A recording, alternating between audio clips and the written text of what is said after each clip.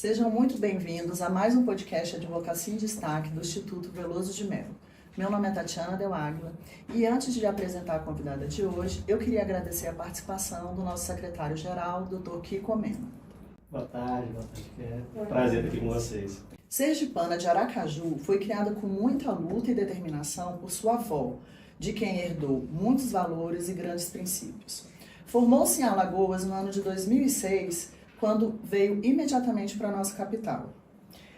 Advogada trabalhista e professora, doutora Kelly Amorim vai dividir conosco um pouquinho da sua história hoje. Doutora Kelly, seja muito bem-vinda ao nosso podcast. Muito obrigada, Tati.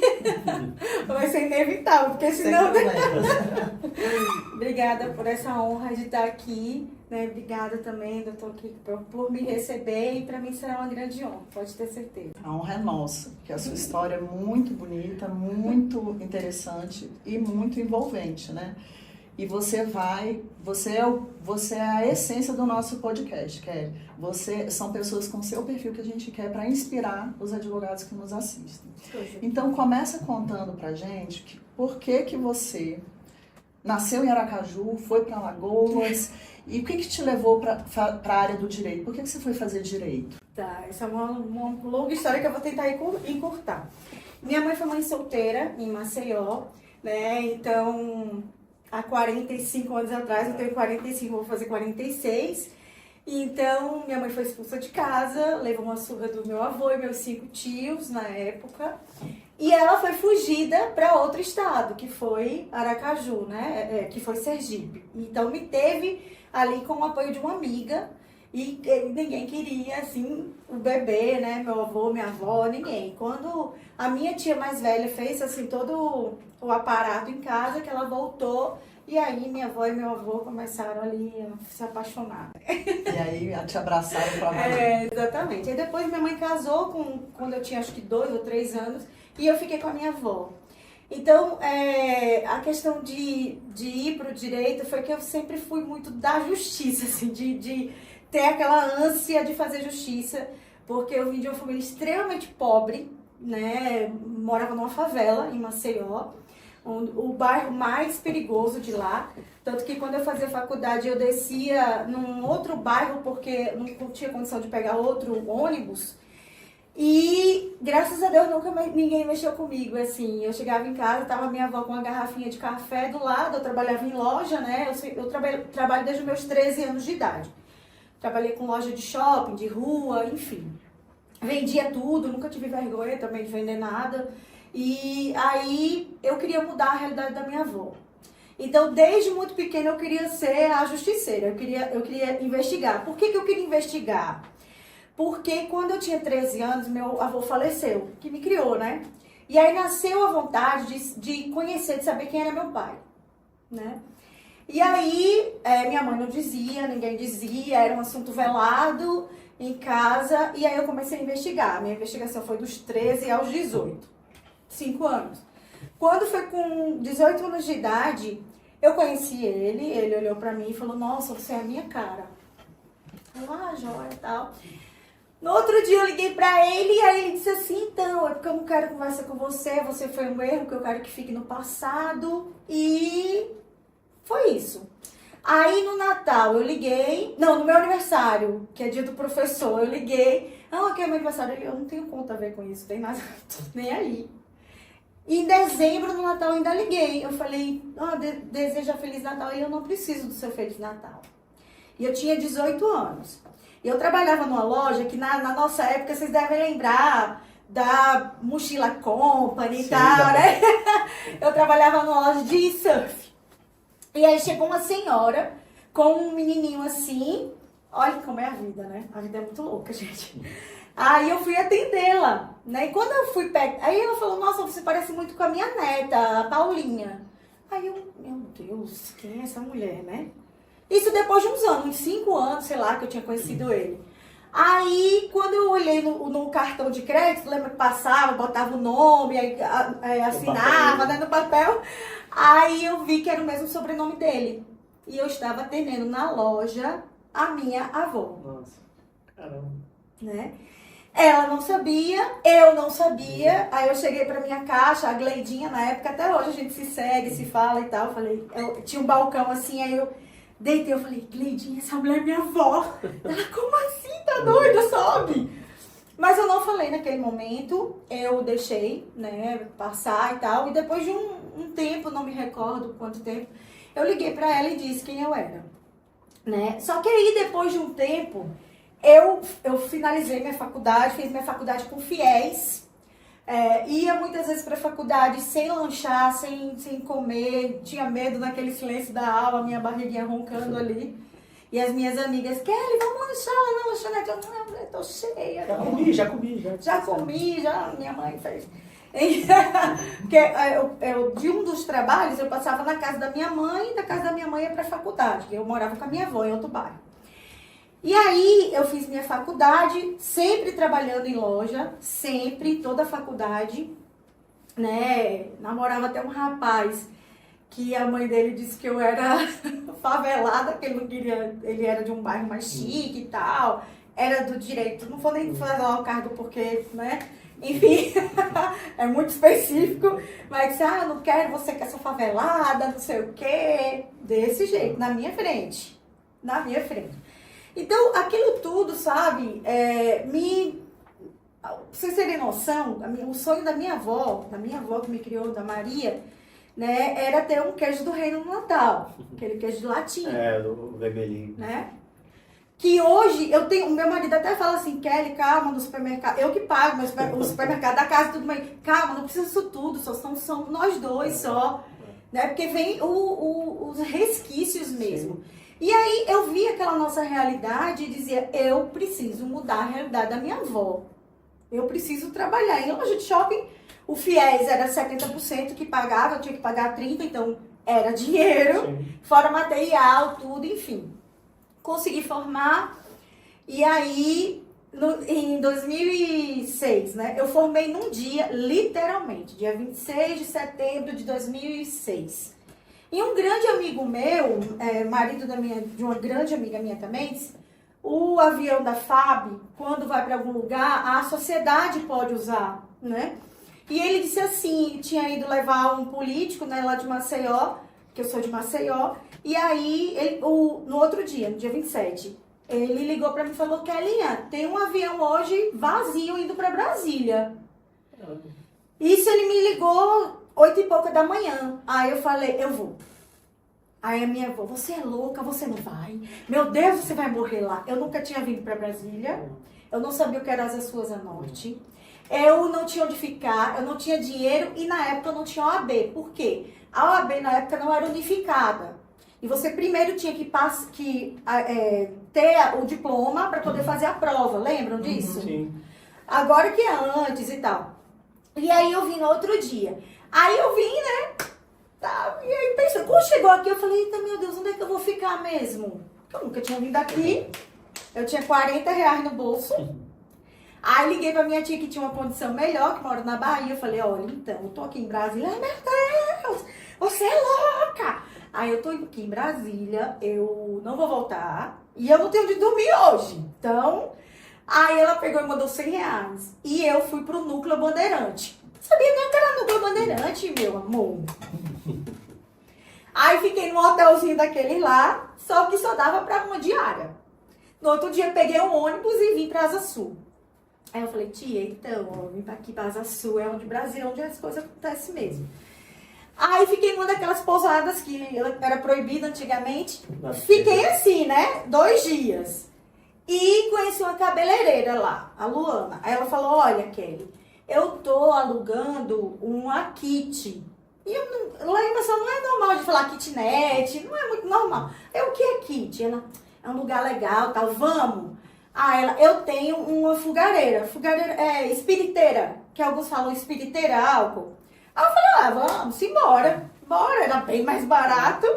Aí eu fui. Gente, era um porão na W3, juro por Deus. Sua nova. Era um porão, sul. Acho que era 506. Pertinho da Americana. Ali, aí tinha uma entradinha aí pra baixo assim. Aí nisso, isso eu vim em setembro, né? Aí eu não tinha nem lençol, não tinha cama, não tinha nada no lugar. A gente só tinha espiriteira. E eu dormia no chão, e ela também. Eu não tinha um lençol, nada. E aí passou uma vizinha e viu, né? Eu não sei o que foi, meu Deus, que bateu no coração, porque eu não sei, é Deus, né? Sempre é Deus na minha vida. Ela falou, minha filha, tá sobrando esse colchonete aqui, você quer pra você? Eu falei, quero! Aí peguei, né? O colchonete e um lençol. E nisso, tava chegando meu aniversário, e minha tia me ligando. Olha, eu quero mandar um presente pra você, me dá aí o teu endereço. E eu toda... Ela, como é que você tá? Eu, tia, tô morando num lugar, meu amor, não tem noção não, maravilhoso.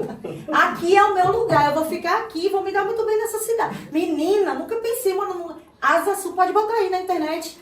Bote aí o que é Asa Sul. Minha filha, Asa Sul é a asa do avião, que Juscelino pensou. É uma coisa assim que só passa gente rica. Ela, tá bom.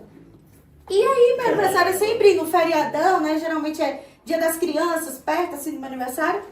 Quando eu olho, minha filha, minha tia batendo na porta lá do porão. Ela veio bater aqui. E aí, ela não falou nada na hora, mas ficou chocada. E aí, a gente foi dormir e ela acordou à noite, a cabeleireira que eu morava, assim, acordada e com o olhão bem assim, olhando pra ela. Ela falou, Kelly, eu pensei que ela ia fazer alguma coisa comigo. Você não pode ficar nesse lugar. Ela pegou, ela tinha mais condição, e me levou para na Asa Sul tem algumas casas que alugam os quartos. Às vezes senhoras, viúvas e tal, Aí eu fiquei lá e pronto, aí já me achava, né? Porque eu tava num quarto. No quarto? Que tudo bem, não tinha banheiro, mas enfim, pra mim era um sonho aquilo ali. E aí, e outra coisa, nessa pousada que eu fiquei, na pousada na W3, eu conheci um taxista também. E taxista, você sabe, na época não tinha Uber. Aí, conhece todo mundo. Eu falei, olha, o senhor sabe onde tá precisando de uma advogada boa, porreta, mas daquelas assim, boa mesmo, desenrolada. E detalhe, eu não tinha OAB, porque eu não podia ter feito, lembra? Aí ele, minha filha, tem sim, tem um cliente meu que está precisando. Aí eu falei, pronto, me leve lá. Depois, quando eu receber meu primeiro salário, eu pago pro senhor. Aí ele me levou, aí eu fiz lá, conversando com o advogado no setor comercial sul. E aí ele falou, olha, minha filha, eu não estou precisando, mas tem uma amiga minha que tá. Aí fui nesse outro escritório, aí a doutora Silvanete, aí falou assim, Kelly, faça aqui essa petição. E isso eu dizendo, né, que a senhora está precisando de um advogado porreta, isso aqui resolve tudo. Ela, faça aqui essa petição. Aí fiz lá, bem bonita a petição e tal. Ela, nossa, boa, viu? Vou contratar você. Então, só um detalhe, assim, pra senhora. Uma coisa de cada vez. Vamos lá, né? Uma coisa de cada vez. Assim, advogada, porque assim, eu não fiz minha OAB ainda, né? Mas assim, isso é só um detalhe, né? Ah, não, eu te contrato como assistente jurídico. Pronto. Perfeito. Né? E eu fiquei nesse escritório que aprendi bastante. Ela era professora, só que ela tem uma hora que cansa, né, de dar aula e tal. E aí um cursinho chamou ela e ela falou, não, eu tô muito cansada. Que aí, você quer dar aula? Eu falei, quero. Que legal. Quero dar aula. Porque ela via que eu ficava no escritório até tarde, que eu pedia pra ela comprar livro pro escritório, e aí ficava lendo também, né? Dedicada, né? E aí ela via, né, o meu esforço. E aí eu comecei a dar aula aqui em Brasília. E depois fui sendo chamada para um canto, para o outro, só que eu dei aula quase nesse Brasil todo, para cursinho, para concurso, né? E depois fui convidada para as faculdades, enfim, é uma longa história. Se deixar, eu não paro, sou faladeira. Kelly, você falou aqui pra gente muitas coisas, né, um pouco fortes, né, pesadas, a sua relação com a família do lado do seu pai, né, desde a procura, né, até a própria rejeição, né, por parte dele, a sua família, num primeiro momento, a própria família da sua mãe. Sim. E você conta isso com muita leveza, muita tranquilidade, inclusive dessas dificuldades financeiras, né, de sair de um estado que você tem já uma certa segurança e conforto, porque por menor que seja, tem uma segurança e conforto familiar, e desbravar num lugar que você não conhecia ninguém, né, com a cara e com a coragem. eu também acredito que Deus sempre vai encaminhando a gente. Então coloca as cabeleireiras, os taxistas no nosso caminho e essas pessoas enviadas por Deus vão conduzindo e abrindo as portas pra gente. Mas eu ressalto isso porque hoje a gente vive um momento de muita reclamação, muita vitimização das dificuldades, né? Mas, por outro lado, eu também acredito que é a dificuldade que molda o caráter da gente, que molda a nossa personalidade, que nos dá força, perseverança para a gente continuar. Dentro dessa sua realidade tão difícil, qual foi o papel de todas essas dificuldades na sua vida? Qual é o peso que elas tiveram para você e tem até hoje? Perfeito. Olha, eu sempre falo assim dos meus alunos, né? Se eu não tivesse passado por tudo isso, eu não seria a pessoa que eu sou. Então, eu passaria tudo outra vez. Não tenho raiva do meu pai, inclusive depois eu descobri que ele faleceu. E foi bem interessante também isso, porque eu já estava bem aqui em Brasília, né? Eu já morava bem, comprei minha casa, enfim. E, assim, eu sou muito ligada com Deus. Muito, extremamente ligada com Deus. E aí eu tava na rede, assim, perto da piscina, ele deu um glow, né, na vida. Bem linda, perto da piscina, na área de lazer, bem fofa, morando bem. Ai, também não sou desgraça não, viu, gente? Pelo contrário, é só coisa boa. Também.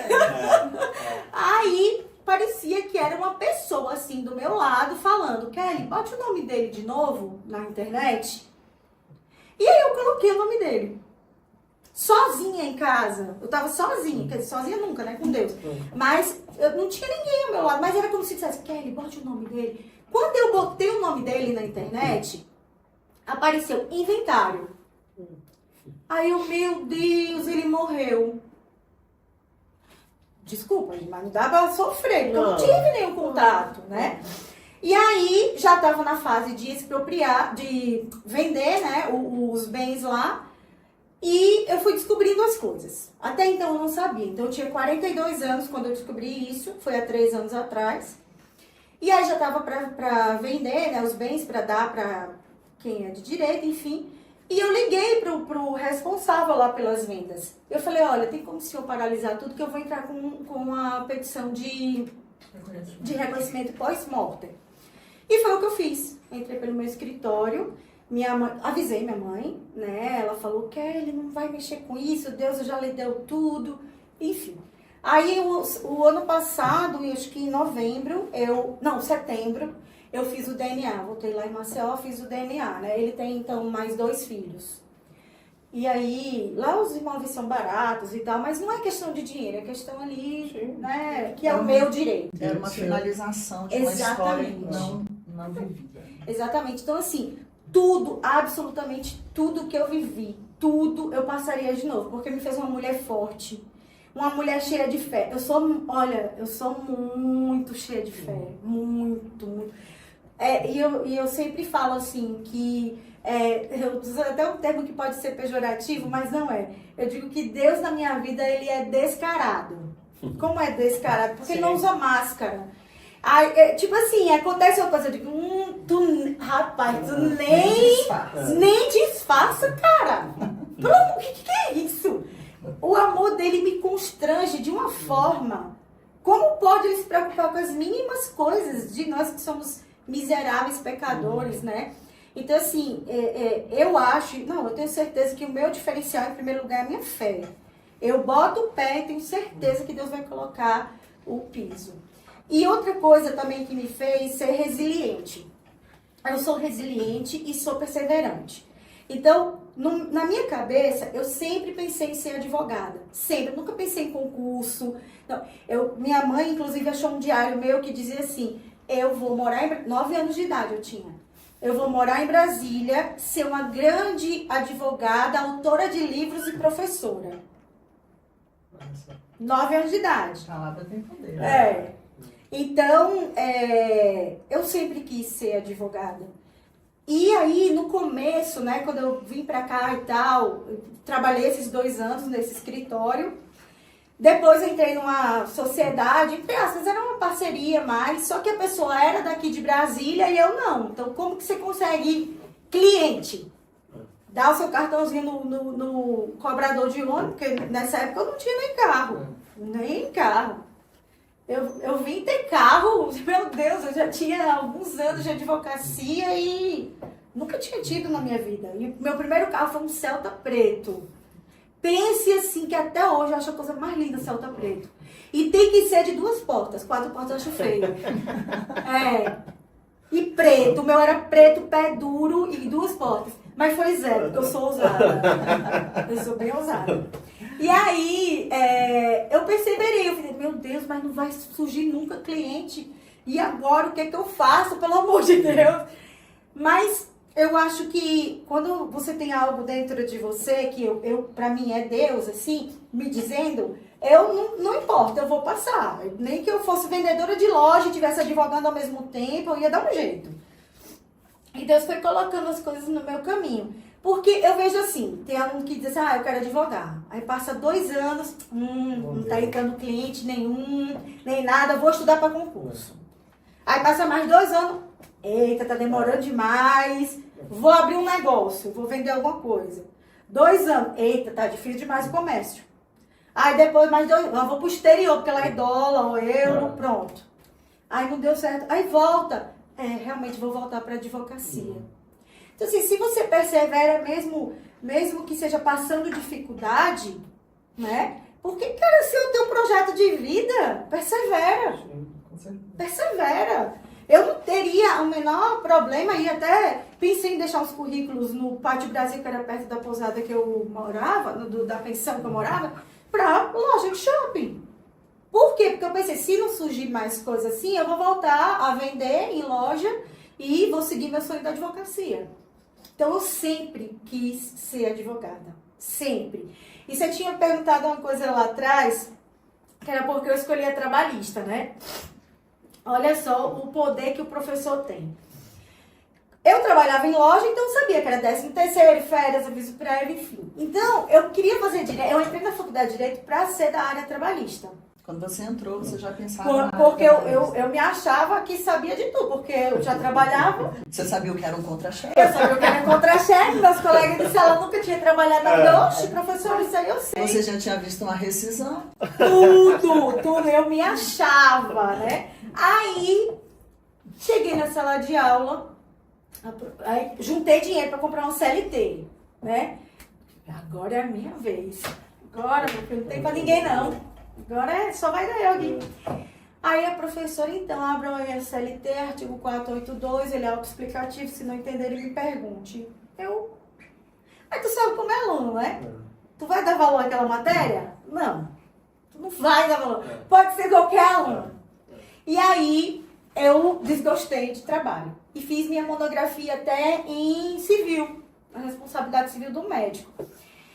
E aí, no último ano da faculdade, eu falei, meu Deus, eu não tenho nenhum estágio, não tenho nenhuma prática. Eu larguei a loja, pedi demissão, né? E tive que entrar em 2 estágios para poder suprir o que eu ganhava na loja. E um dos estágios era no Banco do Brasil, na Ajuri. E eu estava lá, né, contratada para a área civil, né? Contratada. Então, aqui arrasando lá no TJ de lá, de Alagoas e tal. Cheguei meu chefe, o chefe geral, e falou assim, Kelly, você sabe que aqui a gente tem um rodízio, né, de estágio? Eu falei, sim, tá.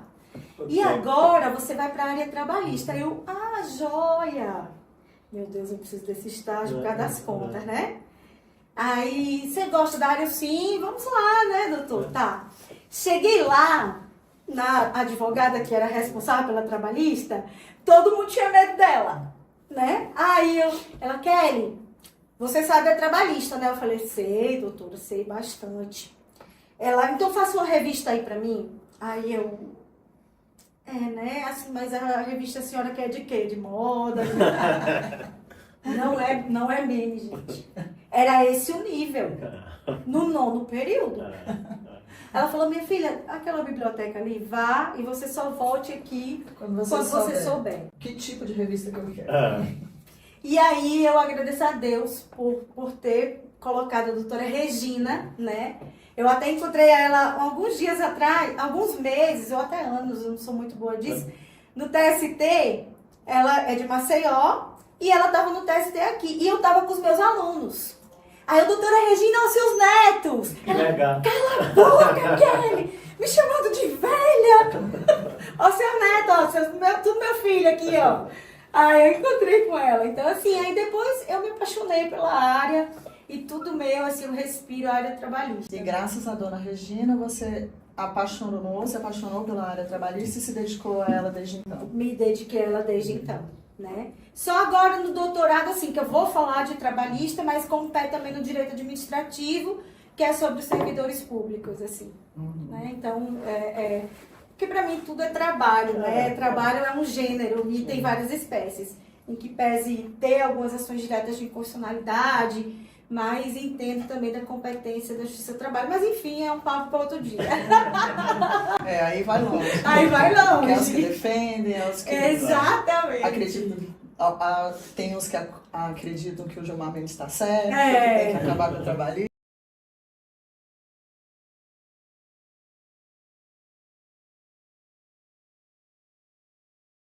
Exatamente. É um longo caminho, né?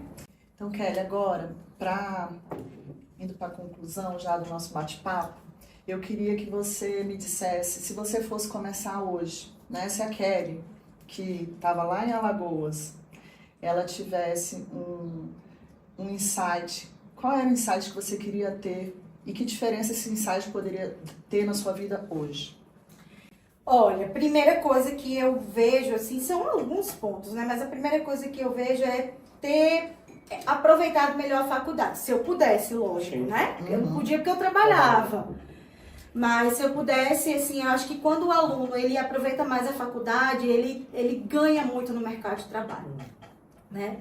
Então, quase que eu não vivi a experiência da prática em si. Teria feito mais prática, teria dado um jeito, mas como eu falei, não conseguia, né? Eu tinha que arcar com as despesas da minha casa, da casa da minha avó com ela. Enfim, também eu acho que eu traria mais, assim, inteligência emocional.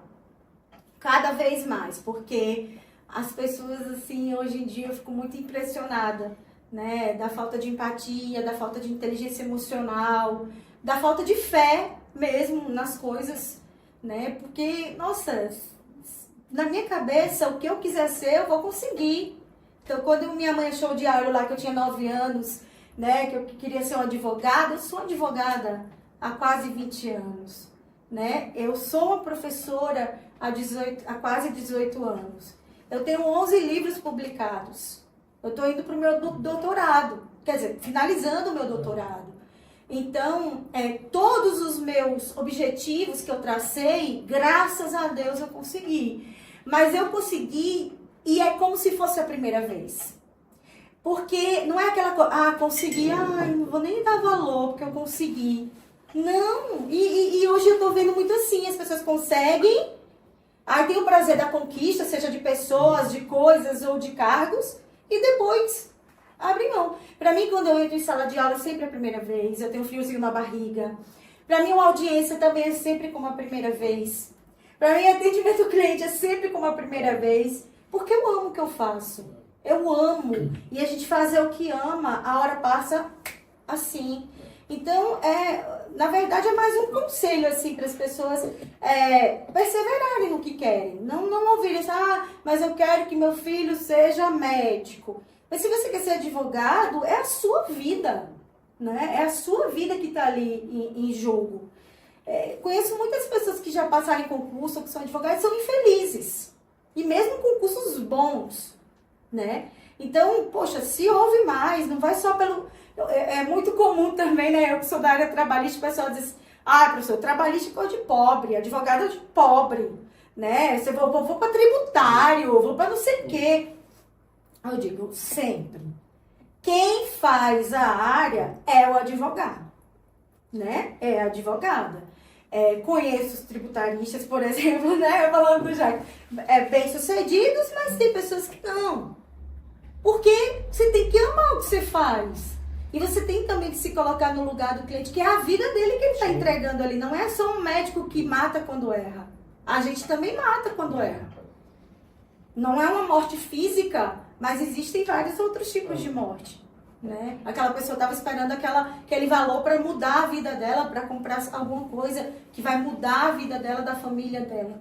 Então, assim, se preparar, não cair de paraquedas na área. Vou para tal área porque é paraquedas, é o que surgiu. Né? Claro que no começo da carreira isso é normal, né? Mas se você for para pegar algo que não é o que você gosta, que estude, que faça o seu melhor ali no escritório que você está, ou para o seu cliente direto.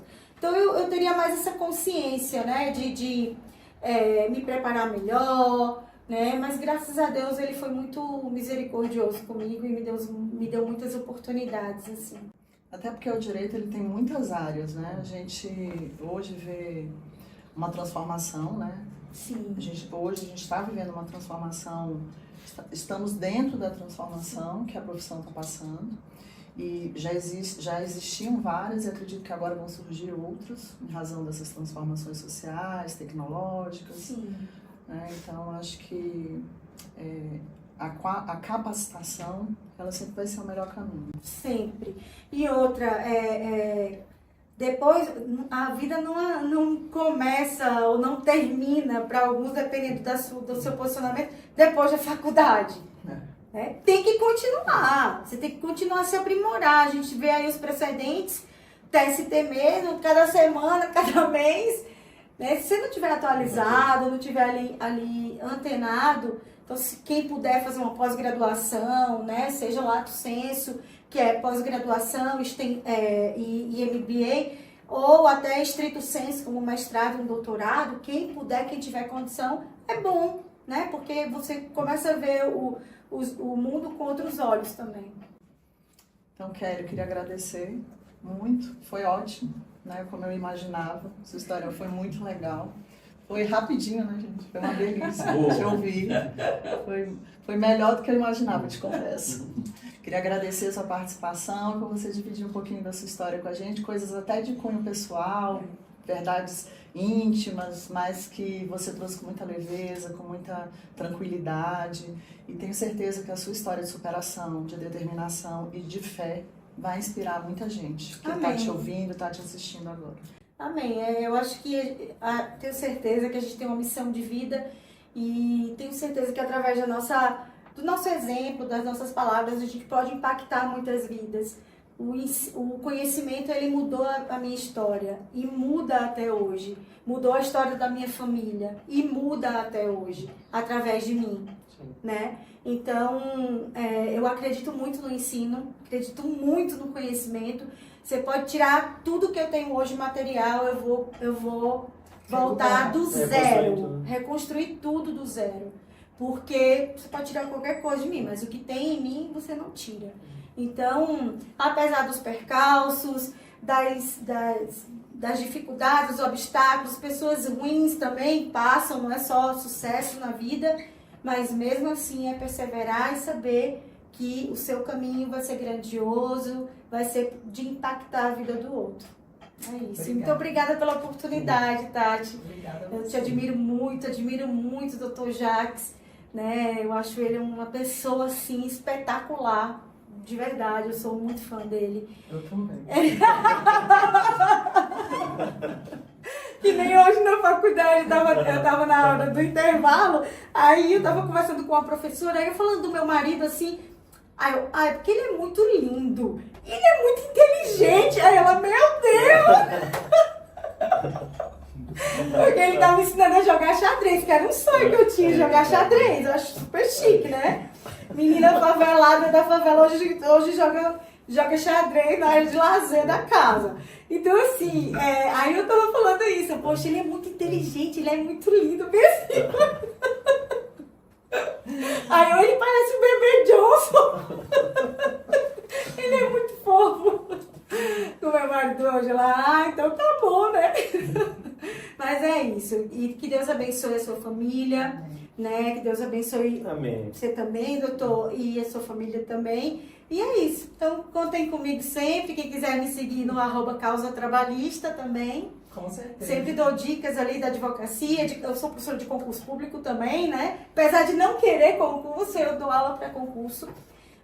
Então, sempre dou dicas e casos lá. Doutor Kiko, obrigado por você ter cedido seu tempo aí pra gente, que eu sei que essa semana tá bem corrida aqui no escritório. Mas obrigado. Mas foi excelente estar aqui. Quero te parabenizar pela sua história, pelo seu sucesso e pela pessoa que você é. Amém. Parabéns. Obrigada.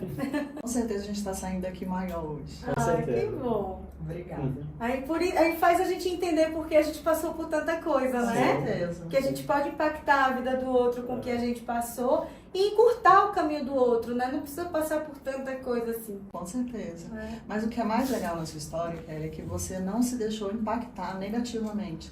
Essas coisas que são, né, pesadas, que você passou, qualquer pessoa, inclusive você, teve seu momento de sofrimento com certeza em razão delas, teve, né, tem seus gatilhos, igual você falou, vou lá e compro um negócio que não precisa. Sim. Porque são resquícios de coisas, né, traumas, mas isso não te moldou de uma forma ruim.